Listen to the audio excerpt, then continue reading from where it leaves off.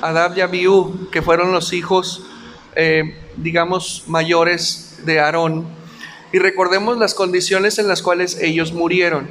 Queriendo hacer el bien, murieron. Porque hicieron las cosas no como el Eterno había ordenado. Y ellos ofrecieron un fuego extraño. Cuando dice la Torá un fuego extraño, se refiere a que ellos presentaron una manera de hacer altar equivocada. Presentaron incienso, y es decir, le agregaron algo al proceso de altar que no estaba escrito, que no se había ordenado. Y aparte de eso, la condición en la que ellos se encontraban con alcohol en la sangre. Entonces, eso fue lo que los llevó a estar mal delante de Elohim.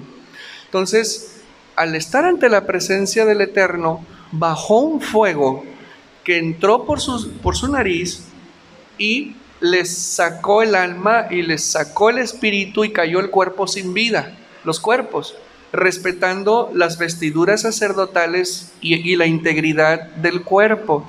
Eso fue en honor a Aarón y al papel que tenían estos jóvenes como sacerdotes. Por eso el Eterno no permitió que su fuego quemara las ropas ni quemara el cuerpo, de tal manera que fueran consumidos por esa lumbre, por ese fuego que descendió. Entonces fue para honrar a Aarón. Aarón, al enterarse de la muerte de sus hijos, veíamos algo muy importante que dice la Torá: él guardó silencio al ver la muerte de sus hijos. Silencio solemne en el sentido de acepto la voluntad del Creador. Sin embargo, dentro de él permanecía el dolor natural de ver un hijo sufriendo, de ver un hijo, pues en este caso, muertos. Sí, y él seguía presentando su servicio al Creador en silencio, estoicamente, aceptando la voluntad de Dios a pesar del dolor de su corazón. Pero el Eterno dice a Moshe: dile a Aarón que no se presente así por mucho tiempo. Y luego que dice: no sea que muera. Es decir, está triste, está deprimido y me está sirviendo de esa manera. No puedo aceptar un servicio con un corazón de esa naturaleza. No importa lo que haya pasado, entiendo que acepta mi voluntad, pero triste, no puedo seguir aceptando un servicio. Entonces, advertencia: que no se presente así, que se purifique. Y luego ya le dice que vaya y ofrezca a 2 novillos para que limpie su corazón, para que se descargue de ese dolor, de esa angustia que él traía, y ahora sí se afirme, porque de otra manera se muere. Fíjense nada más. Entonces ahí hay algo muy importante a entender, que nosotros recibimos aflicciones, recibimos dificultades, y que independientemente la fuente de este dolor, de esta aflicción, tenemos que recuperarnos pronto. Tenemos nosotros que hacer que un sentimiento de tristeza, de enojo, de ira, de frustración se vaya y sea sustituido por el gozo natural que debe de experimentar una persona al servir. Por ello, todos nosotros fuimos llamados a conocer al Creador, a servirle. Y cuando estamos nosotros en medio del jaloneo espiritual, peleando con nuestros sentimientos, el Eterno nos va a dar la victoria para que venga esa transformación emocional. Porque el Eterno no acepta un servicio triste, un servicio con un corazón deprimido. ¿Por qué? Porque hacer altar, mis hermanos, es recibir fuerzas de arriba para proyectarlas hacia la congregación. Cuando ustedes están hablando del Señor con un amigo, con una amiga, están recibiendo ustedes de arriba unción y la están proyectando y la están lanzando hacia la persona. Por eso el corazón debe de ser un altar limpio, pulcro, de tal manera que le permita al Señor fluir a través de nuestras palabras que estamos ministrando a una persona. Entonces, con mayor razón, en una responsabilidad que se tiene al estar ante el altar, instruirlos, ministrarlos, enseñarles, no debe de haber en nuestros corazones estorbos. ¿Saben por qué? Porque se transmite. Ustedes reciben detrás de las palabras, reciben la contaminación de la persona que está ministrando. Por eso el Señor pide que los maestros estemos limpios, cuidemos nuestra santidad personal, cuidemos mucho nuestro corazón, porque es lo que va a ser usado para proyectar. El sábado antepasado, ¿qué sucedió al final?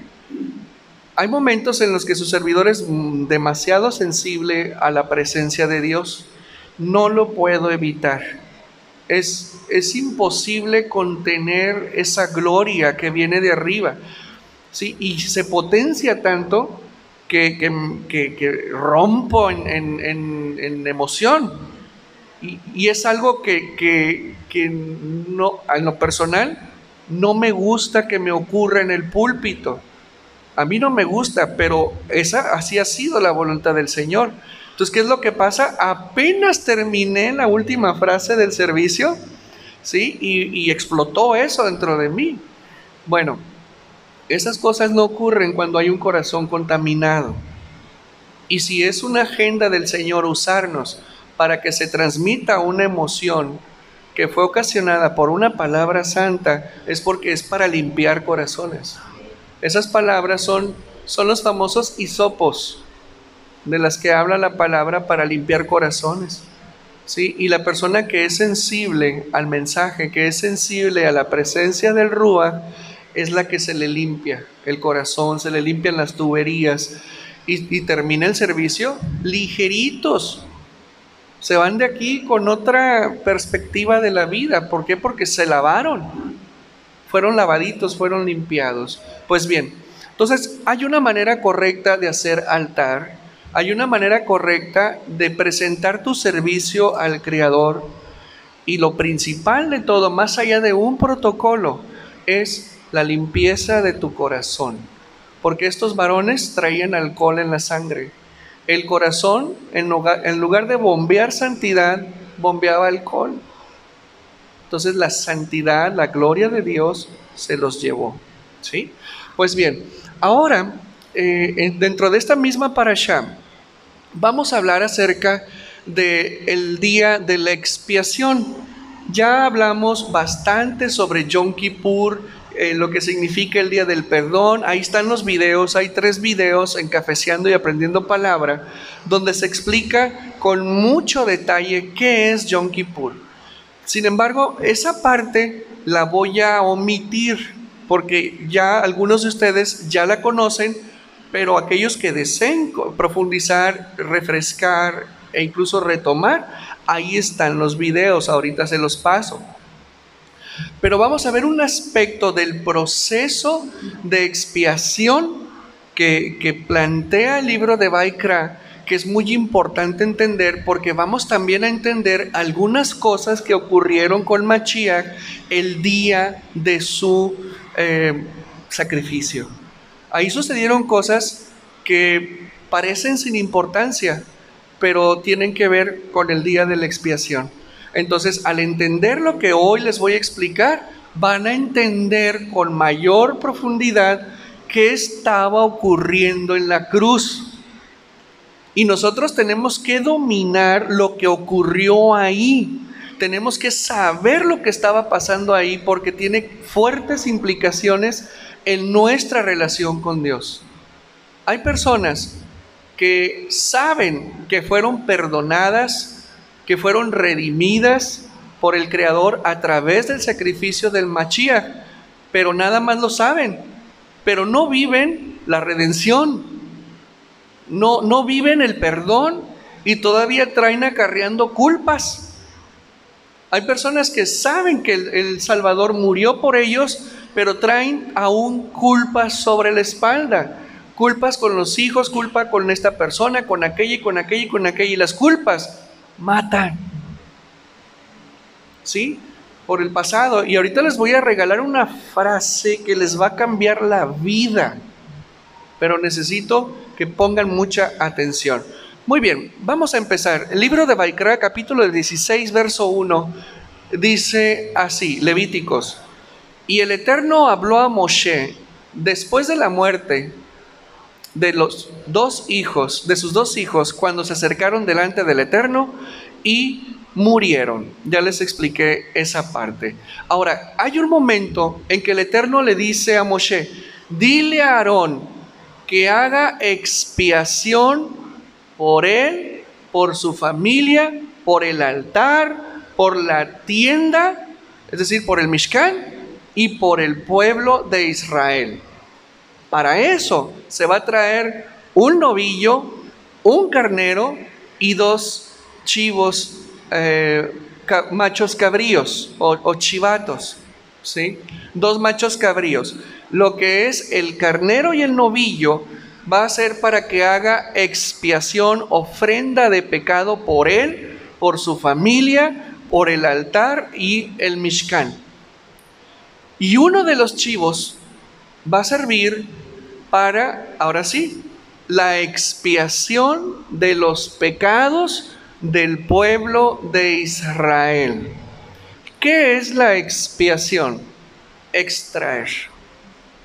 No es lo mismo, ojo con esto, ser perdonado que ser expiado. Cuando eres perdonado, no necesariamente eres expiado. Es decir, se extrajeron los pecados o las consecuencias de los pecados de tu vida. Puedes ser perdonado, pero no expiado.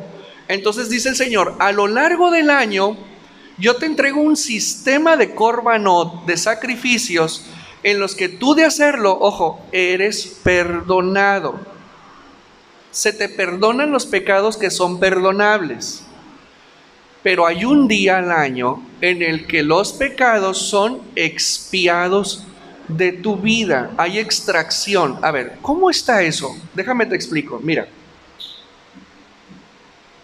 una persona puede ser perdonada, vamos a suponer, si cometió fornicación. Va, pide perdón, ofrece un sacrificio, perdonado. Pero hay pecados en los que hay secuelas, hay daños colaterales. Por ejemplo, un homicida. Una persona que, eso se llama homicidio imprudencial. ¿Sí? Alguien que por error, por accidente, sin dolo, sin premeditación y sin planificación, mató a una persona. Entonces, una persona así dentro de la Torah no es condenada a muerte. Ya lo vimos algunas semanas atrás, acuérdense. Entonces, ¿qué hacía la persona? Presentaba un korban hatat, es decir, una ofrenda de pecado para ser perdonado ante Dios. Ok, pero si esta persona, ojo con esto, al matar por accidente a otra y dejó huérfanos y dejó viudas, dejó daño colateral y la viuda sufre y los huérfanos sufren. El sufrimiento de estas personas se les sigue cobrando a la persona. Fue perdonado por el homicidio y está bien delante de Dios, pero hay sufrimiento a causa de su pecado perdonado. La expiación lo que hace, ojo con esto, es extraer de sobre la persona que se le perdonó el pecado de homicidio las consecuencias espirituales del sufrimiento colateral. Es decir, ya no se le permite al enemigo derecho legal para cobrarle al asesino imprudencial el sufrimiento de las otras personas. ¿Por qué? ¿Por qué? Porque en el día de la expiación, ojo con esto, aquí está hermoso, tanto el homicida como las personas dolidas piden perdón y perdonan. ¿Ya? Y es entonces cuando se logra la expiación en la vida de esa persona y ya no se le puede llamar homicida, porque ya hubo paz donde hubo un daño colateral. Tanto los huérfanos como la viuda, han perdonado. Y esa persona queda libre. Ahora sí, es expiada. Pero se reserva a un día del año la expiación de todos esos daños colaterales que una persona va ocasionando. ¿Sí?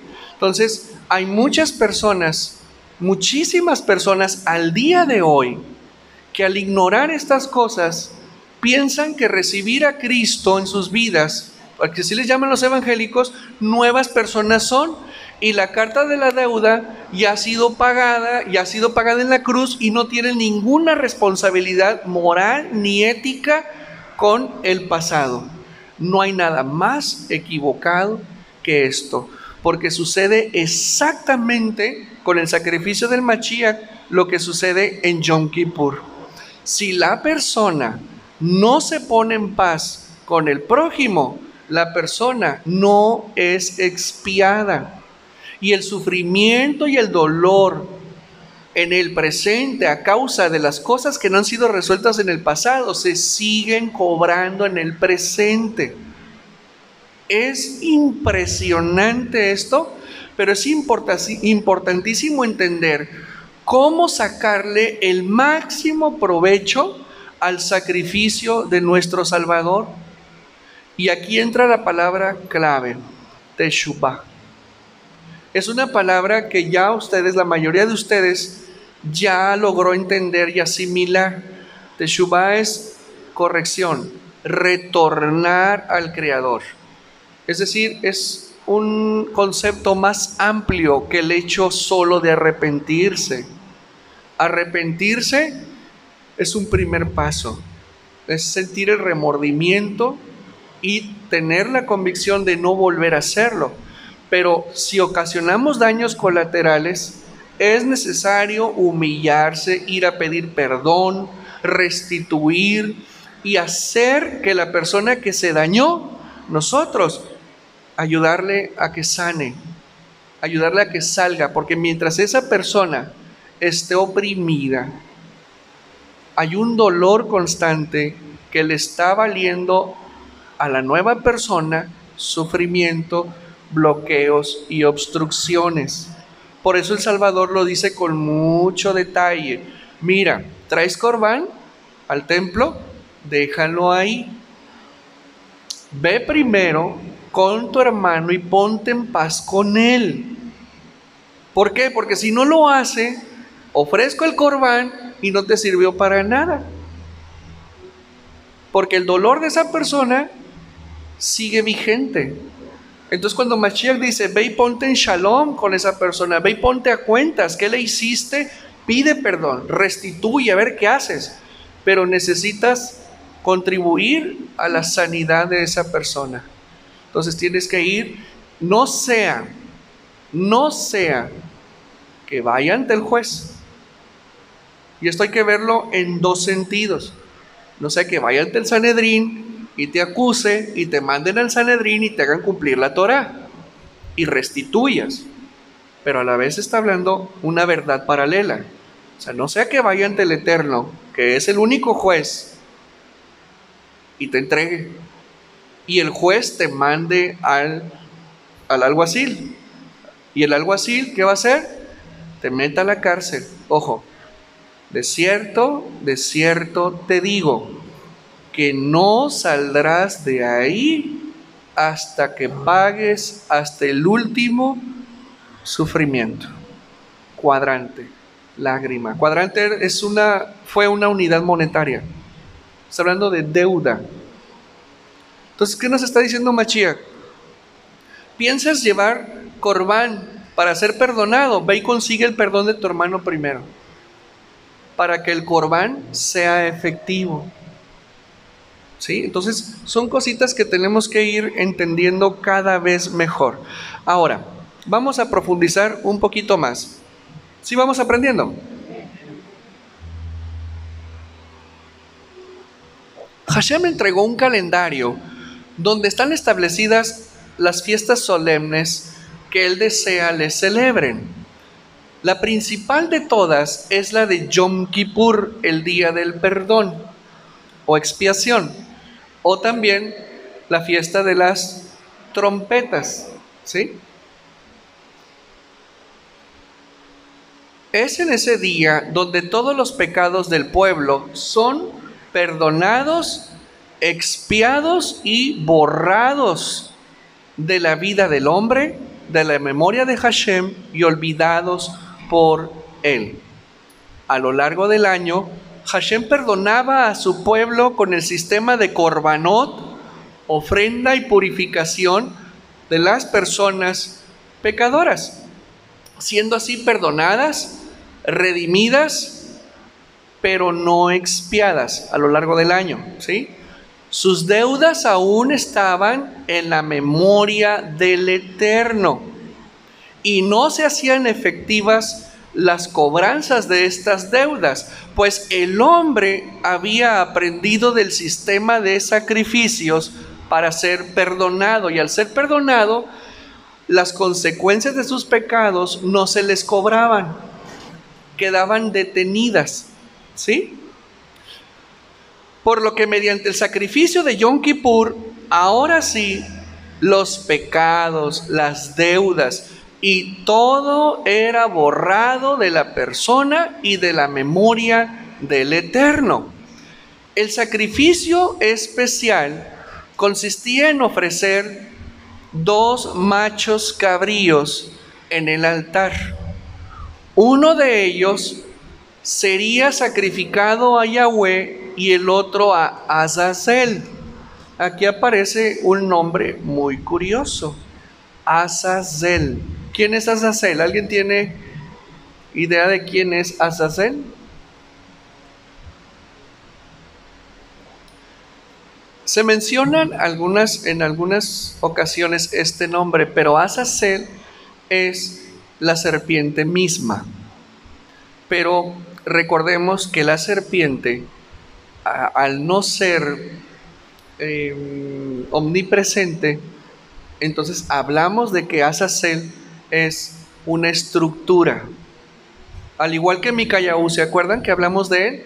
Micayahu es una estructura de guerra que está al servicio del Eterno y de nosotros para generar guerras en el mundo espiritual. Bueno, Azazel es una estructura satánica que vive exclusivamente, pongan atención a esto, en los desiertos, en los lugares vacíos. ¿Y te acuerdas cuando Mashiach habló acerca de eso? Que cuando se extrae un espíritu impuro del cuerpo de una persona, ¿a dónde se va? Se va al desierto, ¿sí? Y anda en lugares secos, ¿sí? Y resulta que se acuerda de su casa y dice: regresaré a mi casa, y toma junto con él 7 espíritus peores que él, ¿sí? Y vienen y hacen morada en la vida de la persona, y su estado postrero es peor que el primero. O sea, la persona tiende a empeorar. Tú sabes que la menorá tiene 7 brazos, y ya te expliqué, son 7 espíritus. Son los 7 espíritus que residen sobre Mashiach. Bueno, ¿cuáles son esos 7 espíritus por los cuales este inmundo va al desierto y se los trae? Son los contrarios. Por eso el estado de la persona después es mucho peor. Porque fíjense lo que dice él: peor que él. Peores que él. O sea, lo más bajo que pueda haber. Y la persona queda en un estado o en una condición espiritual, almática y física peor.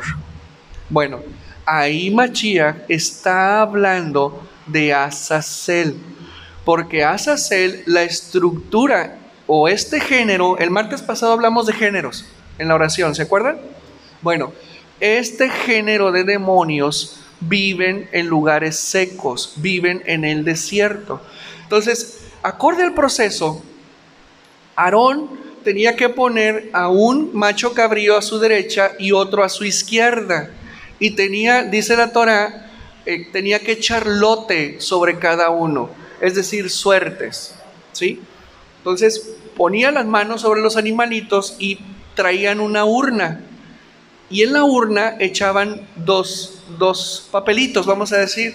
Uno decía ofrenda para Yahweh y el otro decía ofrenda para Azazel.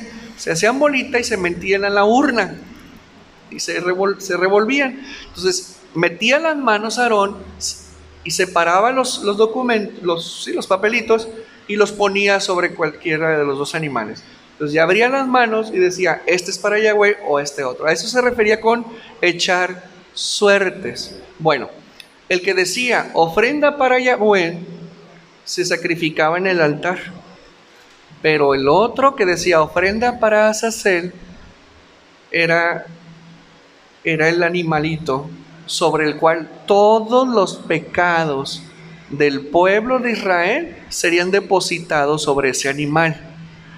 Y ya una vez que el animal estaba mugroso, contaminado, o sea, imagínense la suma de todos los pecados del pueblo de Israel de un año, vertidos sobre ese animal, eso se llama transferencia espiritual. Porque lo que iba a hacer Aarón, ya una vez sacrificado el de Yahweh, sería imponer manos sobre el macho cabrío. E iba a empezar a confesar los pecados de Israel en voz alta. Iba a empezar, y ya que terminara, ahora sí, venía otro sacerdote que iba a hacer, sin tocarlo, lo iba a amarrar, ¿sí?, de los cuernos, y lo iba a jalar y lo iba a sacar del campamento y lo iba a mandar al desierto. Ese animal ya no regresaba al campamento, porque al entrar a la profundidad del desierto, ese espíritu que vive ahí lo iba a despedazar. ¿Sí? Y ustedes dirán, qué raro está eso. O sea, ¿cómo ofrecerle o darle ofrenda a un espíritu impuro? Bueno, déjame te explico. El sacerdote se vestiría de lino blanco. Los machos cabríos eran para expiación y el carnero para holocausto. El sacerdote impondrá manos sobre la cabeza del chivato y confesará todos los pecados del pueblo de Israel y será enviado al desierto designando a alguien para esto. Ahora, la pregunta, ¿por qué para Azazel? ¿Quién es Azazel? Una estructura satánica, un género de demonios. Son los que acusan al hombre para ir a matarlo, para ir a destruirlo. Son demonios muy destructivos, ¿sí? Y la respuesta es, para que no siga reclamando la sangre de los hijos de Israel. ¿Qué dijimos ahorita? A lo largo del año había perdón, pero no expiación. ¿Sí me entienden? Entonces, el chivatito se le entregaba a Azazel para que su sed de muerte, su sed de destrucción, quedara saciada con ese animal y mantenerlo lejos de Israel durante un año. Y se le daba eso para calmarle la sed, porque estaban perdonados pero no expiados. Llegaba Yom Kippur, es decir, el siguiente Yom Kippur, y ya las personas estaban expiadas, y así era el ciclo anual, de tal manera que la persona no recibía el impacto de un carnero endemoniado, vamos a decirlo así. Ahora, tiene que surgir otra pregunta, ¿por qué un carnero, un macho cabrío y no un carnero? ¿Por qué un macho cabrío y no un novillo? ¿Por qué? Porque los espíritus impuros que pertenecen a esta estructura tienen la forma de un macho cabrío. Por eso, ¿no has visto tú, no sé si en películas o hay en internet, que ponen una figura de 5 picos así, 2 arriba y luego abajo así, y luego 2 a los lados, encerrados en un círculo, y luego ponen un chivito, la cara de un chivo? Ese es muy famoso en brujería, sobre todo en magia negra. A ese es al que invocan, ¿sí? Y cuando se lo mandan a la persona es para matarlo. O sea, esto está bien grueso. bien grueso. Continúo. Él es el acusador, y la sangre derramada del carnero y del chivato a Yahweh era para expiar y perdonar a Israel y quitarle a la serpiente el derecho legal, pues alguien murió en lugar de los culpables, siendo estos perdonados, redimidos y expiados. Pero para que Azazel dejara en paz a Israel de violentarlo, le mandaban un cabrito contaminado y sucio. ¿El limpio para quién era? Para Yahweh. ¿Pero a él qué le mandaban? Pues todos los pecados, ¿sí? Para que así fuera satisfecho y así no tocara a Israel en todo un año. Azazel anda en lugares secos y desiertos. Estas palabras las van a reconocer. Buscando a quien matar, devorar, pero solo puede devorar, ojo, solo puede devorar lo que está impuro, no santo, no lo bendito.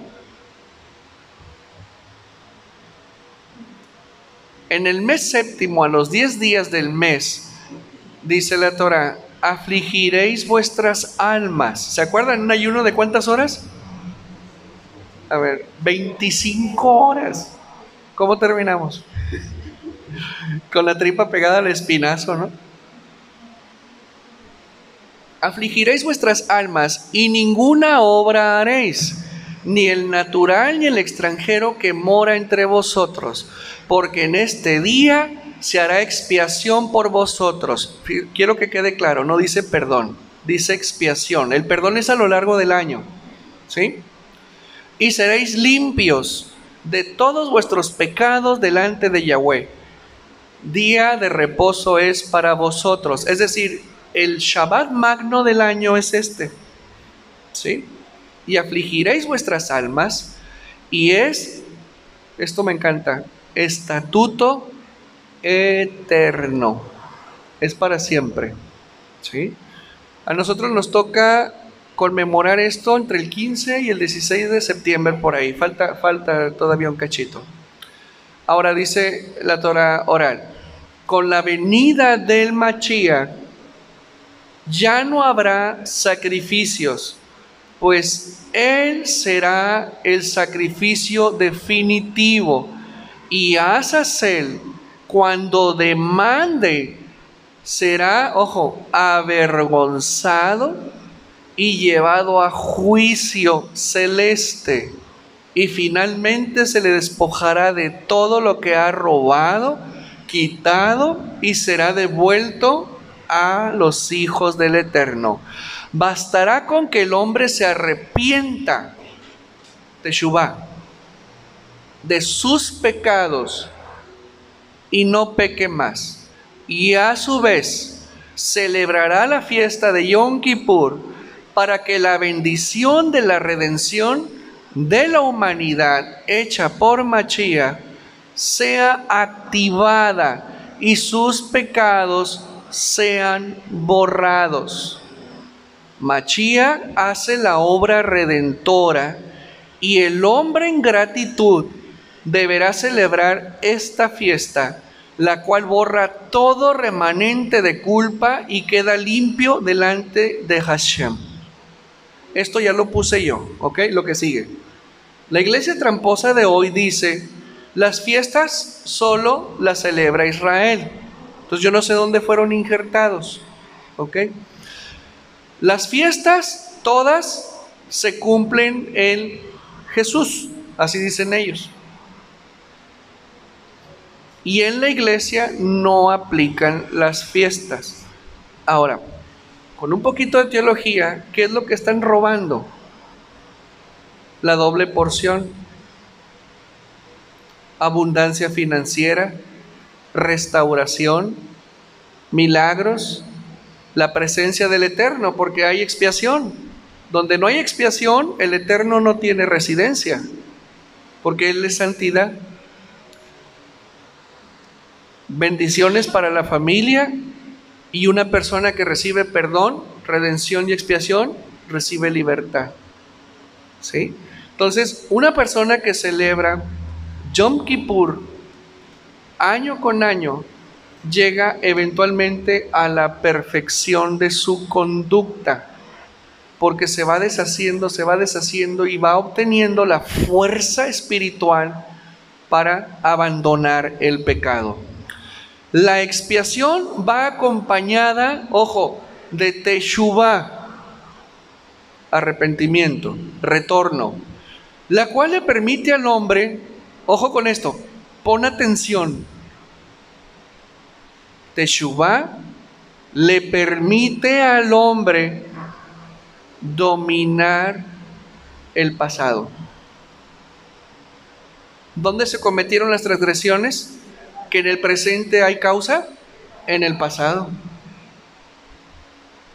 Y yo les dije, no podemos regresar el tiempo, pero podemos usar el presente para corregir el pasado. Y la única herramienta para eso se llama arrepentimiento. ¿Sí? Entonces, cuando la persona voltea atrás con el ánimo de corregir su vida, ojo con esto, pues ahora sí, él domina sobre su pasado. ¿Sí me entienden eso? Domina el pasado desde el presente y revierte los hechos del pasado y evita que sigan dominando su presente. Es decir, cometí errores en el pasado y estoy pagando en el presente. ¿Ya? Si yo volteo atrás y empiezo a corregir mi vida, deslegalizo a la serpiente, le quito derecho legal y tomo el control tanto de mi pasado como de mi presente. ¿Por qué de mi presente? Porque se supone que en el presente ya no estoy comportándome como en el pasado. Por lo tanto, mi futuro no es afectado. Y a su vez, mi presente se libera de las consecuencias de mis burradas pasadas. Y ya no tengo yo, ahora sí, cargas por el pasado. Como pueden darse cuenta, es verdad, Mashiach nos consiguió perdón, redención y expiación. Él lo consiguió allá, pero necesitamos nosotros materializar la redención. Necesitamos trasladar a nuestras vidas la expiación. Y hay que trabajar, por eso Él nos manda y dice, ve y ponte en paz con tu hermano. Para que ahora sí, vengas y entregues tu corbán, o en otras palabras, en palabras presentes, para que mi sacrificio tenga validez en tu vida. O sea, ¿cómo activo el sacrificio del Salvador en mi vida? Teshuvah. Si no hay teshuvah, no eres una persona nueva. Estás mintiendo. Te pusiste una máscara. Sigues haciendo lo mismo, no cambiaste. Y sigues teniendo los mismos problemas del pasado, tienes deudas pendientes. Pero es que ya en Cristo yo ya fui perdonado. No, porque no has hecho teshuvah. Una condición de salud, una condición económica, una condición difícil en la vida de la persona presente, tiene su origen en el pasado. Por eso tenemos que voltear atrás y empezar a expulgar, a buscar, hasta que encontremos. A la luz del Ruach, acuérdense lo que dice Mashiach acerca del Ruach. Dice, Él les enseñará todas las cosas y les recordará mis palabras. Y en la Torah dice algo muy importante: las cosas ocultas son de Yahweh y Él las revela a quien Él quiere. Pero ojo con esto, dice, las cosas ocultas, secretas, son para nuestro pueblo, para el cumplimiento de la voluntad del Creador. ¡Ay, qué poderoso! Las cosas ocultas se le revelan a quien quiere hacer la voluntad del Creador. Teshuvá, ¿acaso no es hacer la voluntad del Creador? Definitivo. ¿Quieres hacer la voluntad del Creador? Tienes acceso a dónde está la esquirla en el pasado que te trae dolor en el presente. ¿Sí me entienden? Fantástico. Otra vez, la expiación va acompañada de teshuvá, la cual le permite al hombre dominar el pasado desde el presente, revertir los hechos del pasado que dominan su vida en el presente. Una persona sin teshuvá, ojo, haga lo que haga, es decir, aunque celebre Yom Kippur, Pes, la luna y todo eso, no podrá ser perdonada ni expiada si no hace teshuvá. Entonces muchas personas, no hablo de nuestra congregación, sino afuera, muchas personas piensan que porque celebran Shabbat, que porque celebran Yom Kippur, Pesach, Rosh Hashanah, Sukkot, ya. No, si no hay teshuvá y no agarramos, ahora sí, al chivo por los cuernos y lo mandamos al desierto, hay derecho legal del enemigo en sus vidas y va a seguir trompeándolos. Sí, Mashiach hizo su trabajo, pero nos mandó a hacer un trabajo muy serio en nuestras vidas. Había una persona, pastor, voy a ir con el brujo, de veras, de veras. Hace como 3 meses. Voy a ir con el brujo. ¿Qué vas a ir con el brujo? Es que me están echando brujazo, pastor. ¿Y por qué no te pones a orar? No. Pues le voy a decir a mi hermana que me lleve allá al sur. No doy nombres para evitar tentaciones. Y luego viene la hermana, pastor, fíjese que mi hermana me dijo que la llevara para allá y que no sé qué, que bla, bla. ¿Y qué vas a hacer? No, pues la voy a llevar, pastor, pero yo no me voy a involucrar.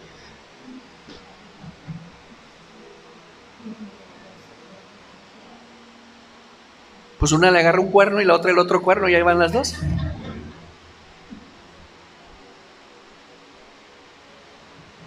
¿Sí me entienden? O sea, esto es bien serio. El tema del teshuvá, o sea, yo quiero que te lleves esta semillita de todo lo que te he dicho. Haciendo teshuvá, tomas el control de tu pasado. O sea, esto es importante entender.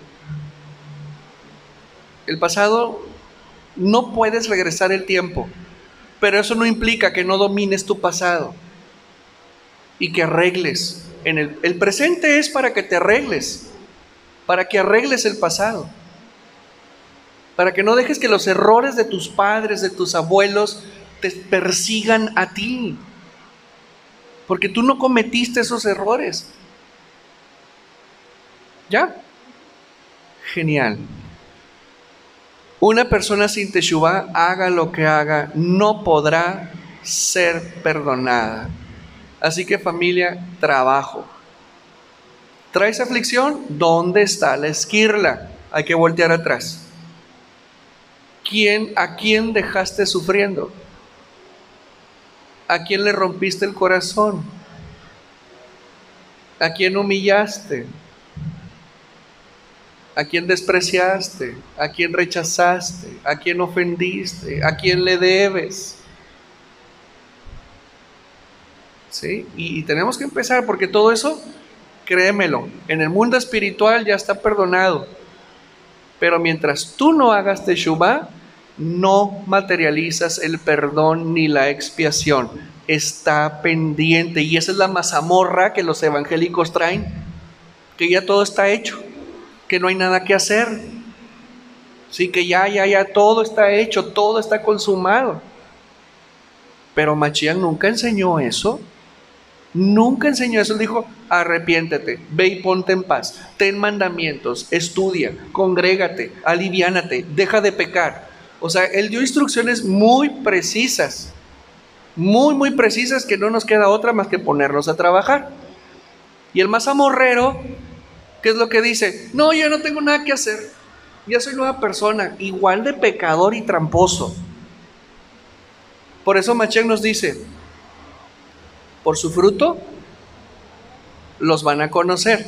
Pero más allá de eso, por tu fruto te vas a conocer bien. Y ya no necesitamos psicólogos. A ver, ¿cuál es el fruto? ¿Te gusta tu fruto? ¿Te agrada el fruto? Ahí la llevo, pastor. Bueno, bendito el Señor. Ahí la llevo. Bueno, entonces estás haciendo teshuva. ¿Cómo vamos? ¿Estamos bien? Baruch Hashem. Bueno, continuando con esto, pero yo honestamente quisiera dejarlo para el próximo lunes, pero le damos si quieren. Es que a lo mejor se me indigestan, porque si esto que acabo de compartirles sí está pesado. Pero quiero cerrar así. Familia, el trabajo espiritual no solo consiste en orar, hacer plegaria, hacer guerra espiritual, mejorarnos, ¿sí? No poner los pies en las paredes, ¿sí? No solo es eso, sino verdaderamente analizarnos, revisarnos, en qué estoy reincidiendo, ¿sí? ¿Dónde tengo atadura? ¿Dónde tengo ligadura? ¿Emocional? Hay personas que traen culpas con los hijos. Madres, sobre todo, traen culpas con los hijos. Y eso no las deja en paz. Se les olvida por un momento. Pero de repente viene el aguijón y ahí andan. Ahí andan. Y crecen los hijos y toman sus decisiones y ya no tienen ninguna influencia en ellos. Y la culpa se vuelve más fuerte. Pero hay un momento en que los hijos toman sus propias decisiones y ya no corresponde al papá o a la mamá, sino que ya los hijos tienen que cargar con sus propias responsabilidades. Y si como papás o madres queremos solventarles, les estamos haciendo un daño, estamos interviniendo en la labor que el Señor está haciendo con ellos y aparte nos podemos tropezar nosotros. No podemos regresar el tiempo en la que nuestros hijos estaban chiquitos y aún podíamos controlarlos. Y que muchos padres pudiésemos decir, es que si yo supiera lo que sé hoy, a mis hijos los hubiera educado diferente. Y es válido. Pero no puedes regresar el tiempo, pero sí puedes corregir en el presente. Y hay técnica para hacerlo. Ya hablamos mucho sobre los hijos, prédicas en Shabbat sobre los hijos bien poderosas, para que te liberes de la culpa. O con el cónyuge. Hay cónyuges cristianos que viven como perros y gatos, agarrados del chongo, peleados, amargados. Y cada uno por su lado, yo les aseguro que desean ser felices, pero no hallan la fórmula. Los jóvenes de hoy, entre 17, 18, 19 años, en las drogas, en el alcohol, en la vida efímera, en una vida sin sentido, porque mamá trabajaba y papá trabajaba, o los cónyuges que se hicieron desconocidos porque no convivieron, se soportan porque pues ya están juntos. Cuando eran jóvenes porque los niños estaban pequeños y ahora que están adultos, pues ¿para qué estar solos? O sea, ¿y los que están solos? ¿Que no tienen compañía? Estoy mejor así, pastor. Mejor solo que mal acompañado. Hombre, pastor, mejor sola que andar aguantando pelados.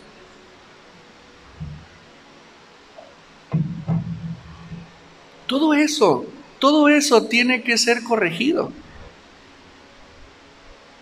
para que la plenitud y el misterio de ese Corbán que se celebró en el Gólgota tenga la potencia de redimirte, de expiarte. Pero necesitas permitir que esa sangre entre a todos los puntos de tu vida. Y tú tienes que abrirte y empezar a arreglar las cosas que están pendientes en el presente. Empezar a vivir. De verdad, Yo te pregunto, ahora que estás en la palabra, ahora que estás en el Evangelio, ahora que conoces el Evangelio,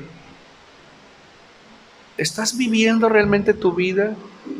¿O es una tendencia que llevas natural por el rol de mamá, de papá, por el rol de trabajador? ¿Qué está pasando con tu vida? ¿Realmente estás viviendo o asumes tus roles? Eso no es vivir. Vivir es el Mashiach. Hacer la voluntad del Creador. ¿Qué les he enseñado? La vida del hombre, el todo del hombre es buscar al Creador y hacer su voluntad. Y así vas a incidir profesionalmente como papá, como mamá, como vecino, como trabajador. Pero el mundo ha enseñado al revés. Primero son los roles y si hay tiempo, las cosas espirituales. Y llévate esa otra reflexión. ¿Estás viviendo? ¿Estás disfrutando? ¿Tienes gozo duradero? Es tiempo de trabajar. ¿Ok? Y bueno, nos despedimos de las naciones y decimos Shalom.